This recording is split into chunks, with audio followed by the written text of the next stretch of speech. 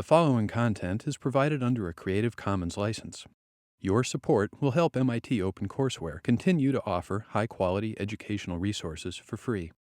To make a donation or view additional materials from hundreds of MIT courses, visit MIT OpenCourseware at ocw.mit.edu.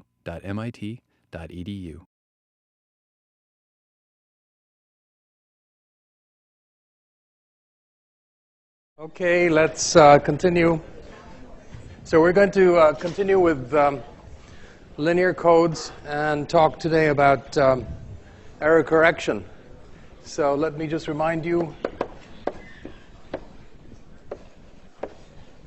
we're thinking of linear codes very concretely as being generated through a process like this. We've put this up on the board several times. You've got the data bits, and then the parity bits.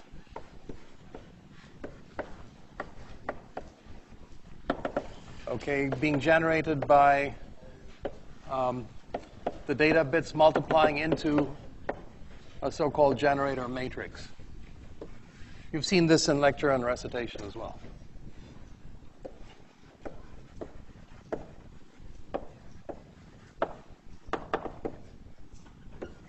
Okay, and we've considered different ways to think of this matrix. One way is to think of it as made up of a bunch of rows.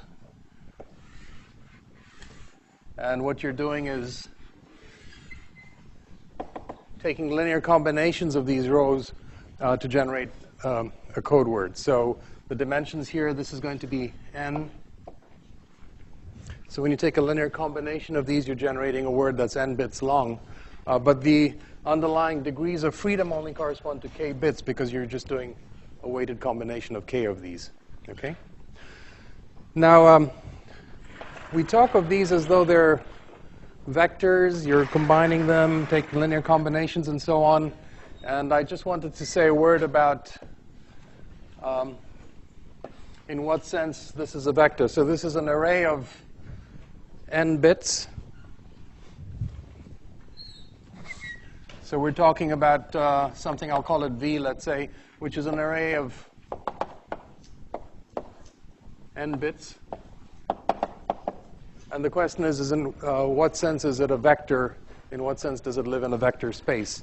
So when we say vector space, we're usually thinking of arrays of n elements with real numbers in them, and the kind that you use in physics, where you take linear combinations of them with real numbers, and you get new vectors. This is the same kind of thing, except it's working over not the real field, but as we've seen, GF2, right? So this is a vector space over GF2. It's a funny vector space, again, because it has a finite number of elements. The vectors that we're used to thinking of, Euclidean vector space has an infinity of elements, right? Because you can have an array of n components, but each component can be any real number. So any point in 3D space would be a vector in R3. So this is a vector space over GF2, and it only has a finite number of components, right? Only has 2 to the n possible vectors. It's a finite set of vectors. So it's strange that way, too. So in what sense is it a vector space? Well, it turns out that they're pretty abstract things that you can refer to as vectors, provided they satisfy certain axioms. So what you want to be able to do is define a sum of these objects.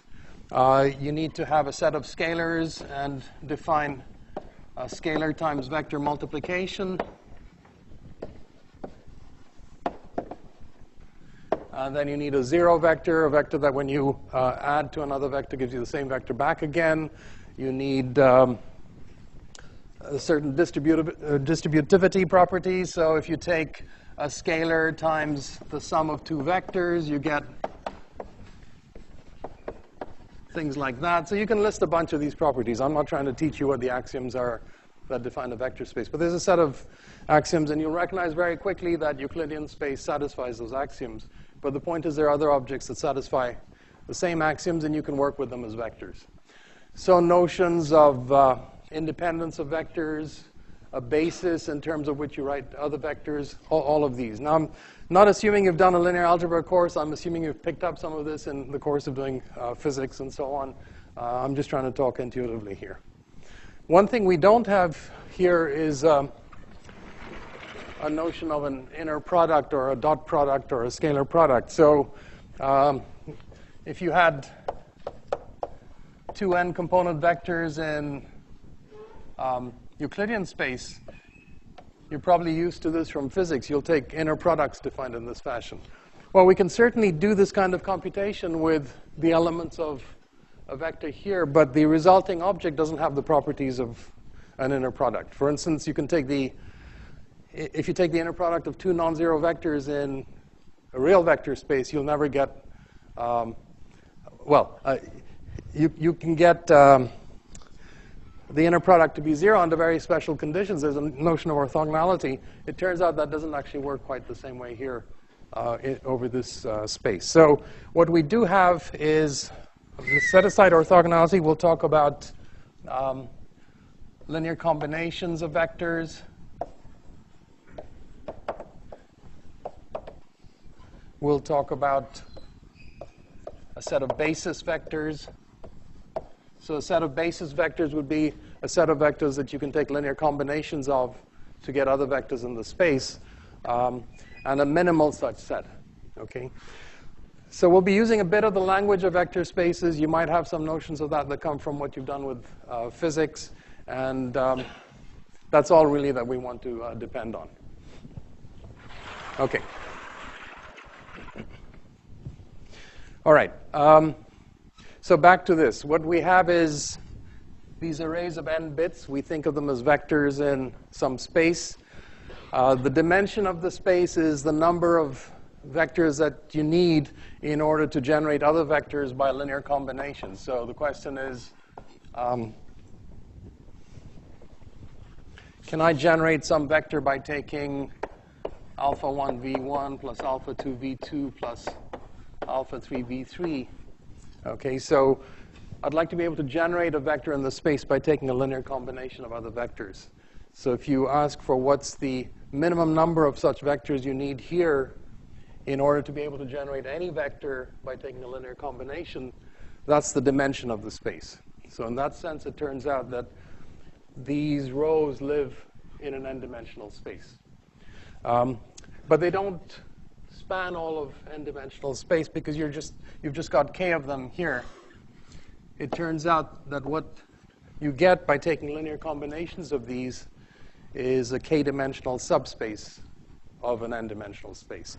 Okay, so in some sense, when you define a code, what you're doing is you're saying, I have this n-dimensional space that my words can live in, but I'm going to restrict myself to words that live in a k-dimensional subspace so that if a vector pops out of that subspace, I recognize it as being an error.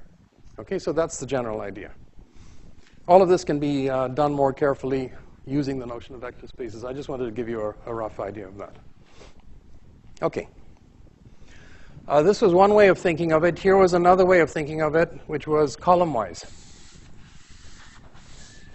So let me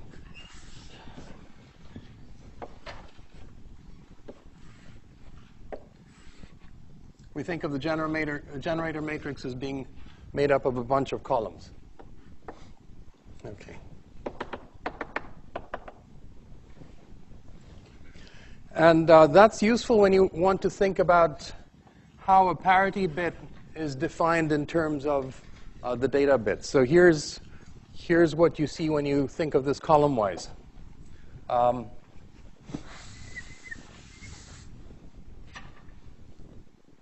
So let's take P1 here. Okay. Actually, let me specialize this further. We've already said that because of the form in which we set up our code words, this is in what's called systematic form.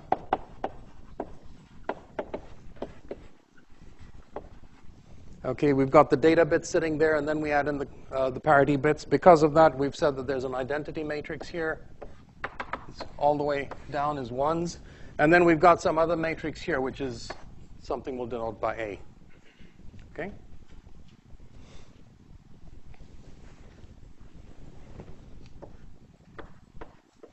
Okay. So when we do this multiplication in the first k positions, we just pick up d1 to dk. In the next position over, I get the expression for p1. So p1 is going to be d1 times the first entry there, plus d2 times the second entry, and so on. So here's what I get. I get, if I denote these, let me call this A11. In that first row, here's A21, all the way up to AK1. Okay, so these are just numbering the entries down that first row. What I'm really getting is a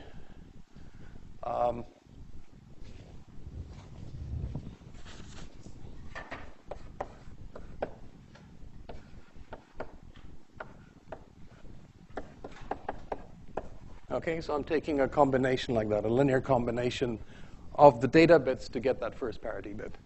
And in general, for the jth parity bit,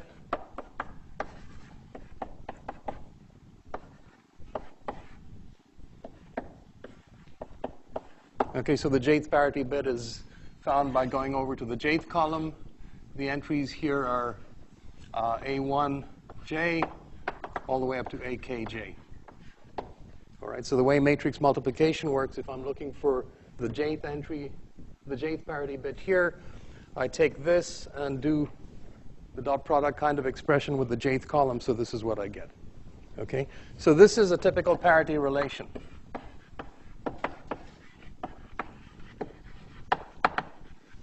And it goes the other way too. If you, so if you have the A matrix, you can write this out. If you had this expression and not the matrix, you can just take those numbers and translate them back in.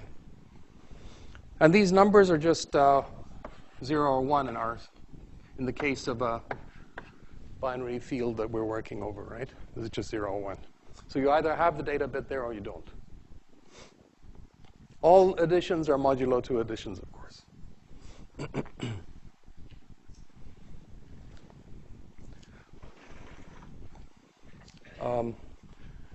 Actually, let me call this the parity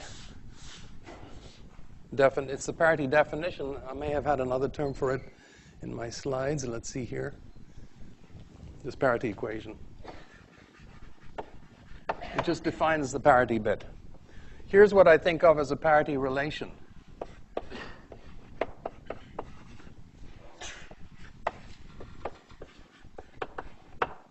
What is this sum? What does that sum work out to be? Sorry? 0. Because I'm adding pj to itself, and in GF2 that gives me 0, right? And this is what I think of as a parity relation.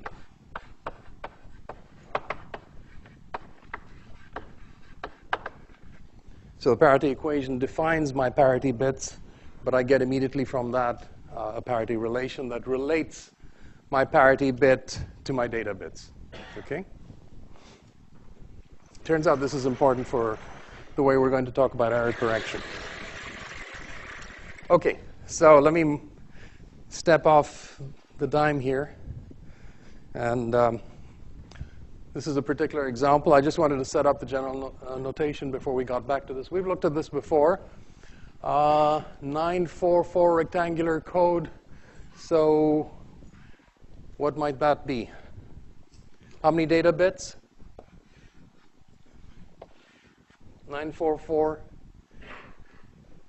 4 data bits, right? So how would I get 944? I'd have D1, D2, D3, D4.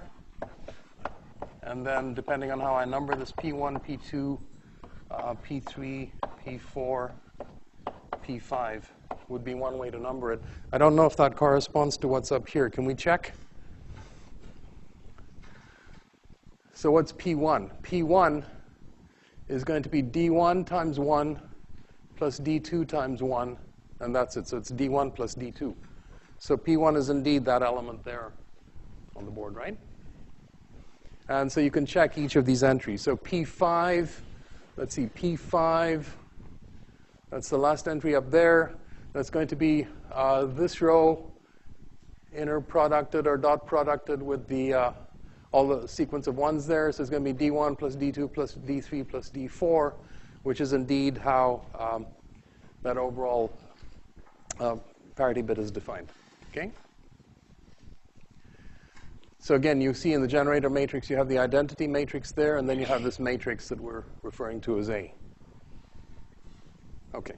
Now, the notation is a little bit different between chapters 5 and 6, by the way. I've tried to stick with the notation I had in lecture last time in the chapter 5 notation, which uses capital D for the data bit vector and capital C for the code word. All right? So you'll see slightly different notation in chapter 6, but I think you'll navigate fine. One other term here, we say that these code words live in the row space of G. So the space that we generate, the space of vectors, the subspace of the big space that we generate by taking linear combinations of these rows is referred to as the row space of G. So we define a code by defining a G. If the code's going to be in systematic form, we have the identity here and then some matrix. This is all for linear codes.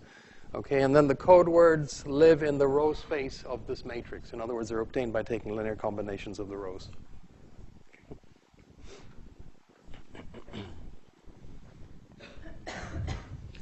Here's what I already have on the board.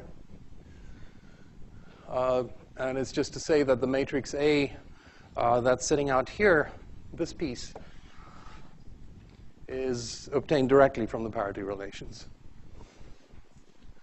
Okay, so let's think about this. Can two columns of the matrix A be the same? What happens if two columns of A are the same?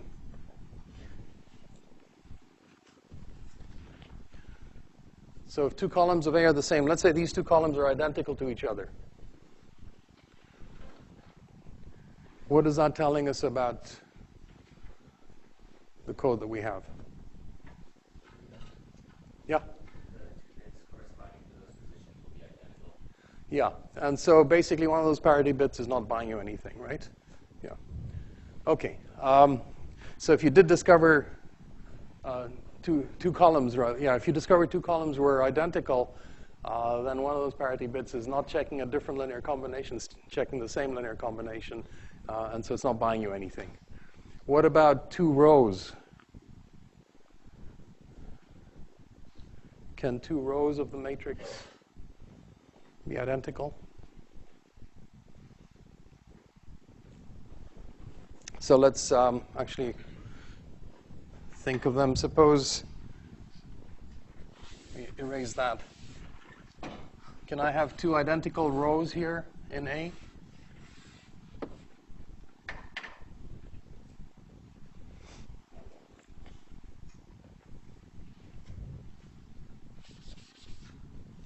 And if I did, what would it mean? Okay, let's say I have two identical rows. What does it mean? What does it signify? Someone? Yeah? Could you speak up? Sorry, my hearing's not good.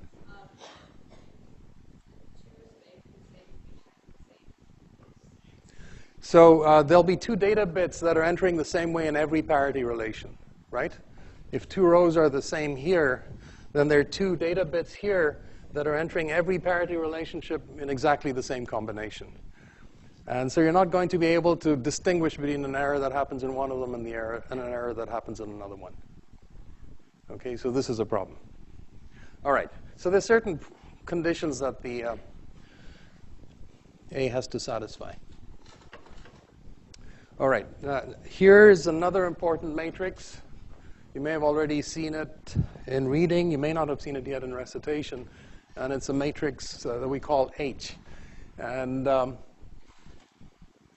let's just think about what it's doing. What I'm trying to do is basically summarize this set of equations, the parity relations, in matrix form. Okay? So let's take a parity relation that we had in this particular case. In fact, let's go back to a specific one. Let's take the first parity relationship that we had over there. We said that P1 for this code was D1 plus D2, right? That's the equation for the parity. The parity relationship is this. How would I express that in matrix form as part of a matrix equation? Well, that's what we're starting to assemble here. So let me show you what that is. Let's look at the top row out here. What's the top row telling us? It says 1 times D1 plus 1 times D2 plus 1 times P1 equals 0, right? That's all that enters. So that first row is capturing the first parity relationship. And you can go down here. Go to the second row. This is saying D3 plus D4 plus P2 is equal to 0. That's indeed the parity relationship associated with the second row in that rectangular code. Right. So all that this is doing is listing all the parity relationships. So how many of these do you have? Well, you have as many relationships as you have parity bits. So this is an n minus k times n matrix, and it's just listing the parity relations. Okay. We call this matrix H, and interestingly, let's see, there's an identity matrix sitting here, and the reason is that each of these equations involves only one parity bit, right? There's only a single pi that's involved in each parity relation, and so there should be only one of these columns picked as a 1 when you get to this segment that multiplies the parity bits. Okay, so there's an identity matrix sitting there, and then there's the rest of it here. So here's the identity matrix, and here's the rest of it. And not surprisingly, the rest of it, well, it comes from the same set of coefficients, and so it relates to the A matrix. And if you look at it carefully, it turns out, well, it is the A matrix, but turned on its side. Okay, so A transpose AT, A superscript T means A transposed,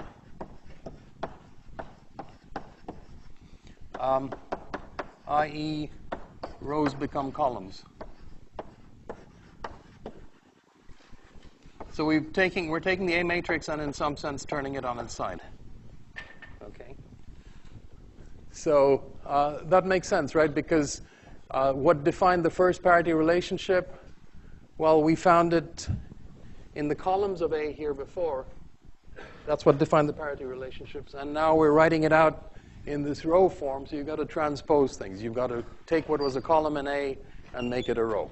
So what you're seeing out here at the top, that was the first column of A, so now it's the first row of A transpose. This was the second column of A, now it becomes the second row of A transpose, and so on. All right, so that's what that relationship is. Okay. So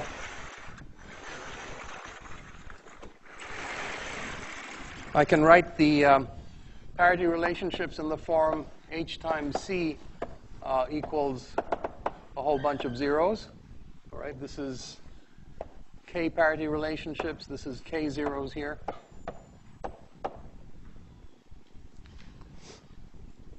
But I could write the same thing turned on its side, and that's what you're seeing over here. So if H is the matrix there, what is H transpose? H transpose, let's see, I'm going to interchange rows and columns. So what's going to happen is that the first row of H is going to become the first column of H transpose. And so if you imagine how this gets turned on its side, here's what H transpose looks like. Okay, H transpose looks like that. So when you transpose a matrix whose entries are blocks, you end up flipping the matrix around, but also transposing each of the blocks. Okay, so that's H transpose.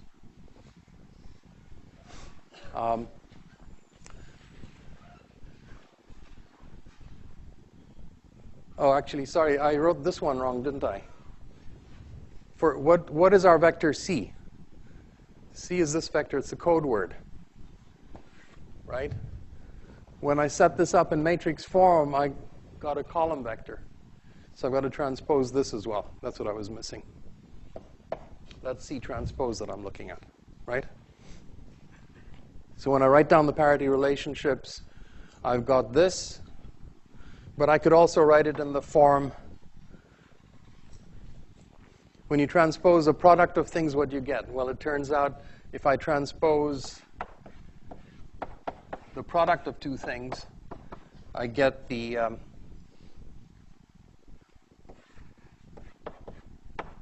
product of the transposes, but in the reverse order. Okay, so these are just different ways of arranging the equations. So I could have written it in this form, or I could take the transpose of both sides and I get something that looks slightly different. So here this would be a row of zeros. Okay, so this is just to get you comfortable with the matrix operations. You'll see lots of this in chapter 6. You want to get a little comfortable with that. Okay.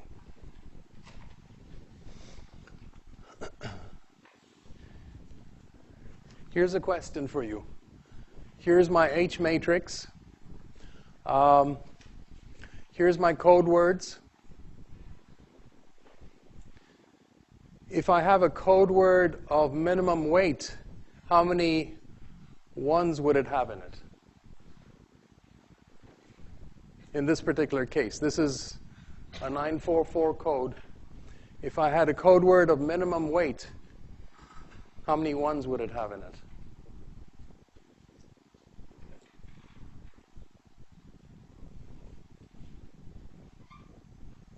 I heard something, but I didn't hear where it came from, or didn't hear it very clearly. Can you? Yeah? 4? Yeah, okay, that's what I heard there. Okay, so the code word of minimum weight would have weight 4 because this is a code of distance 4. It's a linear code, right? The minimum Hamming distance is 4. It's a linear code, so we know for a linear code, the minimum weight you'll find among all code words is 4. Okay, so we've got a vector here that has 4 ones in it, and everything else is 0. So when I take this computation, what is it that I'm actually doing? If I take the matrix H, and I multiply it by a vector that has 4 ones in it, and everything else is 0, what is it that I'm actually doing to that matrix? Yeah? Of the rows? Am I taking a combination of the rows?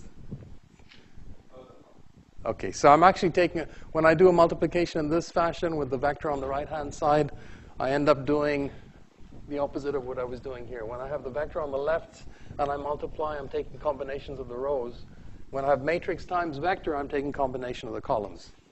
Okay, so if I had a vector here with 4 ones in it and everything else 0, I'd be picking out 4 columns of this to add, and the result would be a 0 vector. Okay. Yeah? What, all zeros here? All zeros for your code. Not all zeros for, were you asking why all zeros for the code? Why can't you have all? You can have all zeros. Sorry, the minimum weight non-zero vector is the Hamming distance. Sorry, I may have dropped that word. Right, for a linear code, we know that the minimum Hamming distance is the minimum weight non-zero vector. That's what I meant to say. I may have neglected to say that. Thanks for catching that. So we have a non-zero vector here. It's got 4 ones in it. What that tells us is that there are 4 columns here that we can add together and get the 0 vector. Do you think it's going to be possible to find 3 columns here that we could add together and get the 0 vector?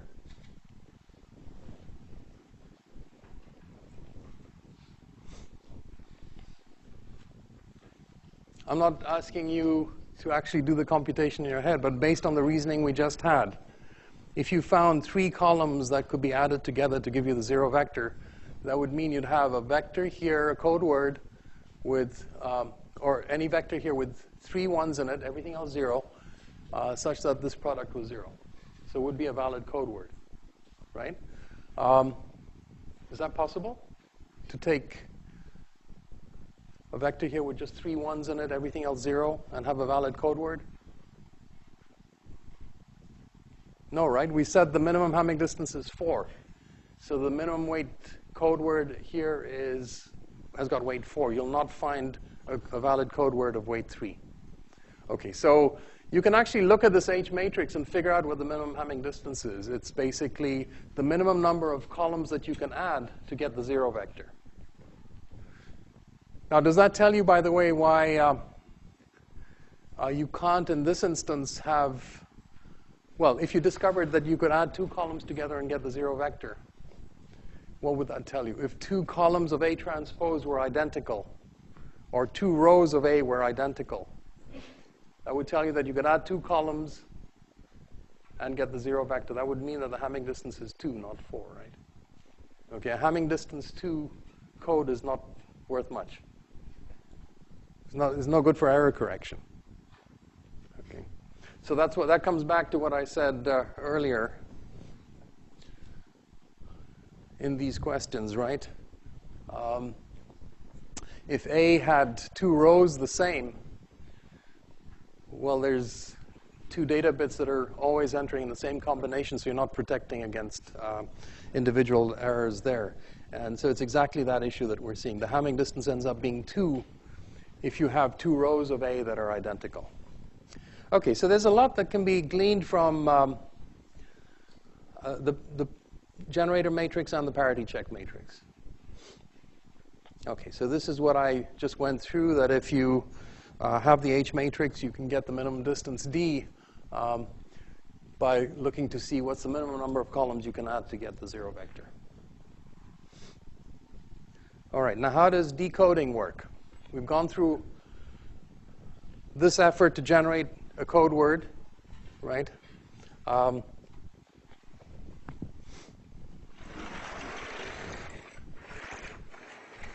then at the receiving end, we get some word.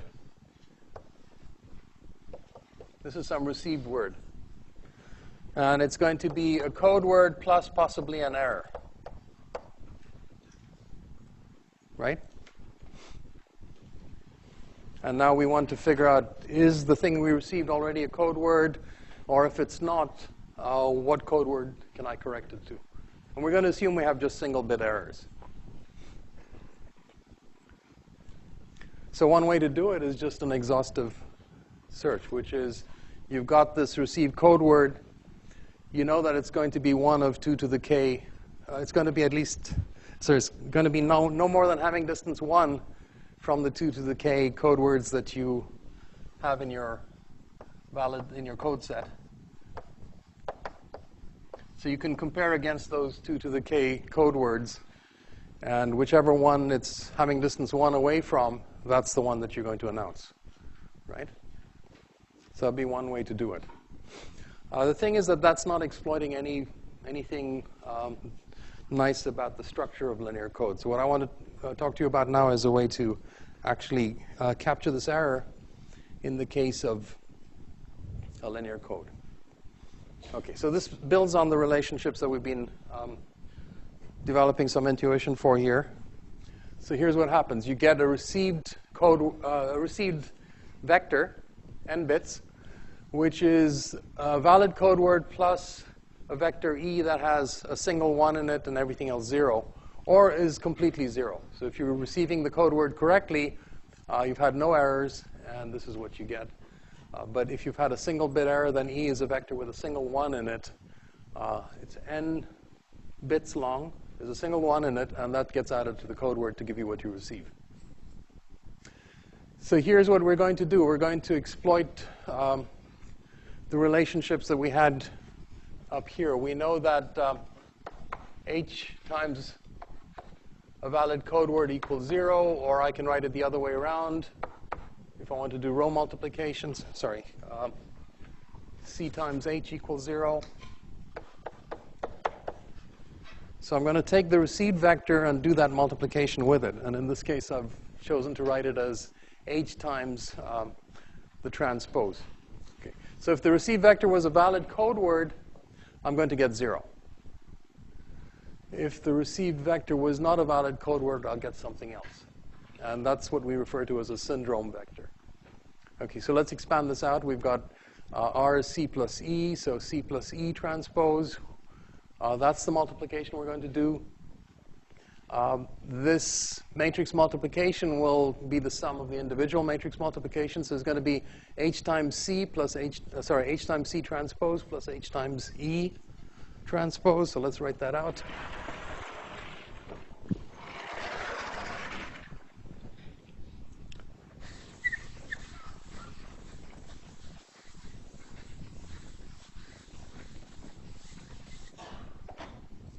So we got H times R transpose is going to be H times C transpose plus H times E transpose. We know this is 0. Okay, it's a 0 vector.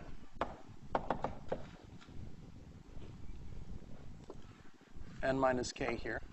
The number of parity relations, that's how long that 0 vector is. Yeah. And then we've got some other vector which we're referring to as the syndrome vector. Okay? So let's see, what does HE transpose look like? E transpose is going to have just a single 1 in it somewhere.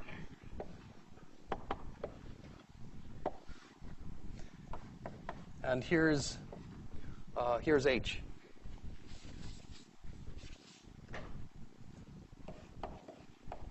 Remember, H was, let's see, A transpose stacked up next to the identity. That's what H looked like. So when we compute, let me write this better. I didn't write that well. This is H. And what I'm writing here is H E transpose. So what is H E transpose doing?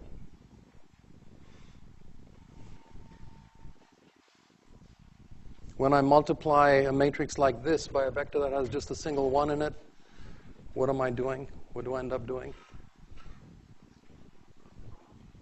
Sorry, I heard a voice from somewhere here. Picking up one column, right? I'm just selecting out a column of H. So each error that you can get will give you a syndrome that corresponds to picking out one column of H. And each column of H is associated with data bits here or parity bits here. Okay. So really, this is all that you have to do your error correction. You can pre-compute or store basically the columns of H in your database. Compute H times the received vector to get the syndrome. Okay, that's really H times the error, which is giving you the syndrome. That's just a single column of H. So the syndromes that you can possibly get are individual columns of H. All right, so you know what H is. You've got it stored. Compute the syndrome and see which column of H it corresponds to. That's the bit that has the error. And actually, the only cases you're interested in are where you are going to correct the data bit. So this is really all the part that you really have to focus on. Okay, so you'll compute the syndromes. You'll compare against the columns of H, which are your syndrome vectors, and then you're done. Okay, I think I say the same thing over here. Let's just look at it concretely. Again, for the same code, the rectangular code with all the parity bits there. So this is how you generated a code word, let's say. This is the, sorry, this is, okay, let's take the data bit, the data vector being all ones. This is the code word that goes with it. It happens with this particular code that all the parity bits then are 0. What you receive ends up being this because one of the data bits ends up getting corrupted. When you take that received vector and pre-multiply it by H, here's the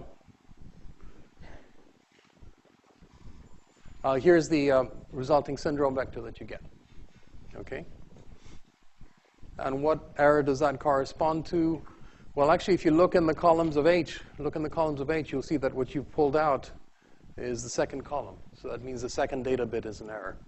And that's the change that you make. So it really is that simple. You take the received word, pre-multiply it by the parity check matrix H, look at the syndrome vector and see which of the columns of H that corresponds to. That's the bit you're going to flip. All right? So now you're actually only dealing with this many vectors. It's a number of vectors equal to, how many is that? Well, you've got to do the multiplication, but you just have to compare with the number of vectors in those columns, right? So it's a much simpler task computationally. Okay. I think we've said all this. And so let me just wind up on linear block codes with a quick summary, and then we'll go on to talk about some extensions here. We've seen all this. We know what the rate of a linear code is, k over n, how many errors we can correct. And we've seen all this, what a parity bit does, what a repetition code, it's called replication code in the notes, but the more familiar term, actually the more commonly used term is repetition code. We've looked at the Hamming codes and the rectangular code as well. And so these are the ones that you want to have in mind as particular examples to work with when you're trying to come up with examples that will either prove or disprove that will illustrate a conjecture or disprove a conjecture, for instance. And you'll see many problems on past quizzes that are of that type.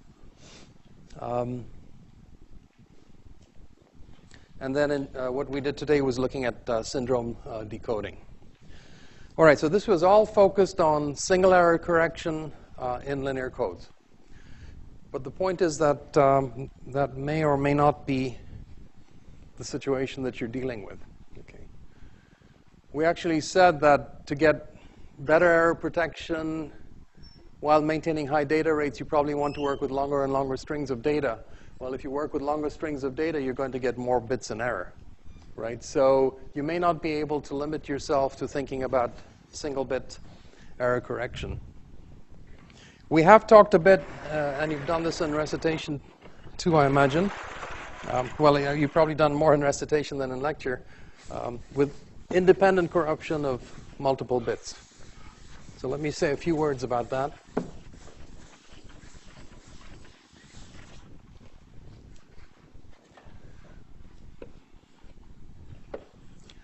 Let's think of a systematic code, for instance, still k bits here. And then parity bits here.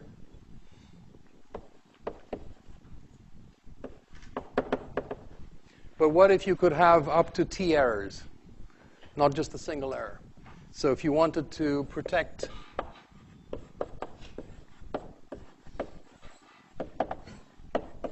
against t errors. So in some sense, you want your n minus k bits here to signal all those possibilities. So you need the number of possibilities that can be signaled by n minus k parity bits to be greater than or equal to the number of possible conditions that correspond to having up to t errors. Okay, and we've said a little bit about this, but you can have now either no error at all, which is one condition, or an error in one of these bits, which is n separate conditions. Or you could have 2 bits out of here being an error. So how many conditions is that? And choose 2, and so on. I'll leave you to figure out where you end up on that. So I just wanted to say, you've seen this in recitation, but I haven't mentioned it in lecture. I don't want you to say later that, oh, I didn't know it was something we had to know for a quiz. We do expect that you know what n choose m means, okay? So n choose m is the number of ways of picking m things from n things, and we assume that you know what that, how that's done. So you've got n objects. You want to pick m things from there. So you can pick the first one in n ways, the second one in n minus 1 ways, and keep on going till you get to n minus m plus 1. Okay, which is also n factorial over n minus m factorial.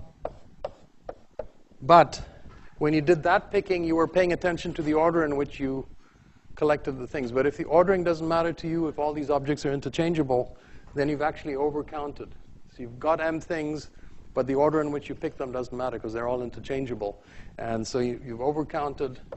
You've got to divide by the number of ways of rearranging m things. And so that's how you get that expression, okay? So you start off with thinking about how you pick m things and then make a little correction. And so this is what n choose m is. Another thing that I just threw in for fun, because it's something you might want to carry around in your head, if you don't have a feel for how n factorial grows with n, well, it actually grows pretty fast. It's actually growing like n to the n. Okay, this is a very famous approximation referred to as Stirling's approximation. So when you get out to large n, the right-hand side here is a very good approximation to n factorial. And you see that it's sort of like n to the n, which makes sense because you seem to be multiplying n by itself n times, except you're multiplying by a little bit less than n each time. So the e over there ends up compensating for it, it turns out. And then there's an extra n to the half out there. OK, so we'll assume that you know how to do the combinatorics.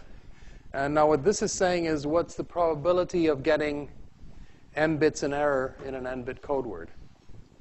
Well, if you got m bits in error, that's because those m bits flipped independently, each with probability p. The remaining n minus m did not flip. So that's the probability of getting one such configuration. And then you count all the possible configurations. So what that top expression is the probability of getting m bits in error out of n. Okay, and that's something that we want you to be comfortable with. OK, now, just to wind up here, I want to go back to this last bullet, which is that in many situations, the errors don't occur independently in the different bits. If you think of a CD with a scratch or a thumbprint or something on it, that's local, right? And so if you get one bit corrupted, that increases the chances that the next bit is corrupted as well. So errors can occur in bursts.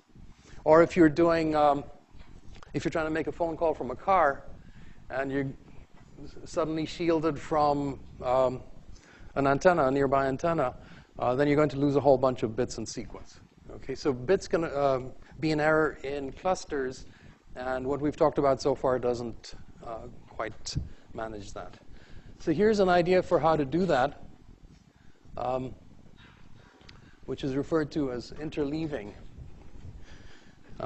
So if we had b different code words that we were going to transmit, and we did it the normal way, we would send out the first one, second one, and so on. This little shading here is supposed to indicate the parity bits going along with the data bits.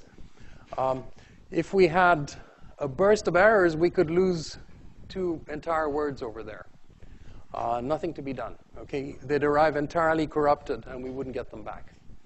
The idea of interleaving is stack up b words that you want to transmit, but transmit the bits out one at a time from each of the b words. So you transmit the first bit from the first bit from the second word, and so on. And so this is the sequence in which you're doing the transmission. Now if you've got a burst of errors, you're corrupting a more localized set of bits in each of the words. And there's some hope that your error correction then can recover. So this is very often done. I don't think I want to actually walk you through a particular scheme for it, but we'll have it on the slides for you to look through. But basically, it actually turns out to work very well. And that may be all I want to do for today. We'll see you next time. We're going to talk about linear codes next time, but a much more elaborate kind of code called a convolutional code. Thank you.